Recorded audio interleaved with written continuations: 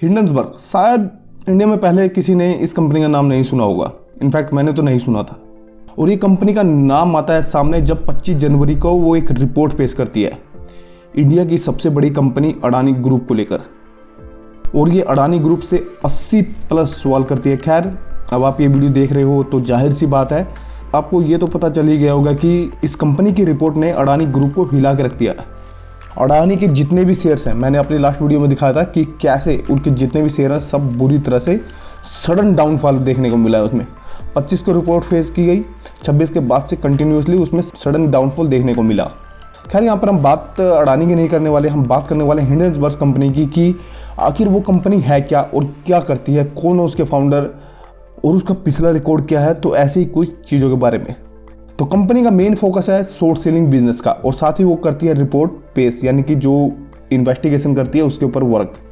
Company के founder हैं Nathan Anderson, जो कि एक टाइम में इजराइल में एम्बुलेंस चलाते थे। बस उसके बाद उन्होंने इन्वेस्टमेंट मैनेजमेंट बिजनेस किया, तो उसके बाद से वहाँ पर एक कंपनी शुरू होती है 2017 में और कंपनी का नाम लिस्टेड होता है 2018 में जब इनकी वेबसाइट बनकर तैयार होती है। तो Hindenburg company at a first glance बिल्कुल ही साफ है, फाइनेंशियल रिसर्च कंपनी है और अर्निंग के लिए ये शॉर्ट सेलिंग मेथड का यूज करते हैं। तो कंपनी का बेसिकली क्या काम है, हिंडनबर्ग बेसिकली क्या करती है कि जितनी भी बड़ी कंपनी है, रेपुटेड कंपनी है, उनकी डेप्थ इन्वेस्टिगेशन और रिसर्च करती है और देखती है कि कंपनी में कोई नेगेटिव इन्फॉर्मेशन तो नहीं है, कोई रेड फ्लैग तो नहीं है, कंपनी ओवर वैल्यूड तो नहीं है। तो बेसिकली ये काम है इसका। छोटा सा लगता है बट इन एक्चुअल छोटा सा नहीं है। अडानी ग्रुप से पूछो कि उस कंपनी को कैसे हिला के रख दिया है इन्होंने। और जैसे ही इनकी इन्वेस्टिगेशन खत्म हो जाती है, ये रिपोर्ट को पब्लिकली पेश करते हैं।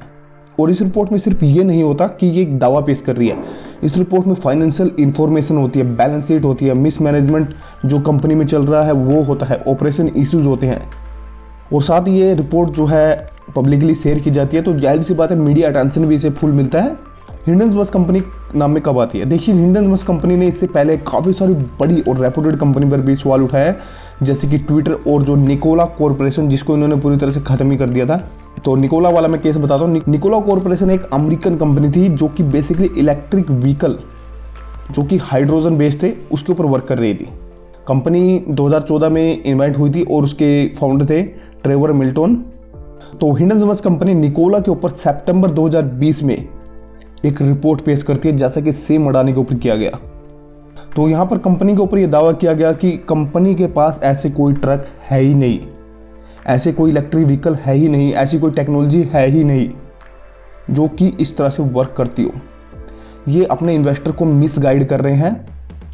तो जैसा कि रिपोर्ट पेश हुई उसके बाद निकोला कॉर्पोरेशन सडनली बुरी तरह से ड्रॉप हुई और उसके बाद अमेरिकन लॉसूट ने उसके ऊपर कुछ कार्रवाई करी और जहां पर हिंडनबर्ग की रिपोर्ट को सही पाया गया, उसके बाद ये कंपनी बुरी तरह से फेल हुई। और जितनी भी बड़ी मोटर कंपनी है जैसे कि जनरल मोटर, तो उनके साथ इनकी पार्टनरशिप वगैरह सब खत्म हो चुकी थी उस वक्त।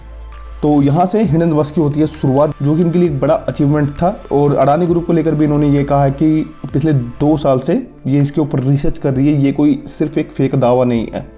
और ये खुलेआम बिल्कुल चैलेंज कर रही है कि आप आइए हमारे ऊपर केस कीजिए यूएस कोर्ट में अगर हमारी रिपोर्ट गलत होती है तो खैर देखते हैं कि आगे क्या होता है। इसके ऊपर थोड़ी सी और डिटेल में वीडियो पेश की जाएगी आने वाले टाइम में।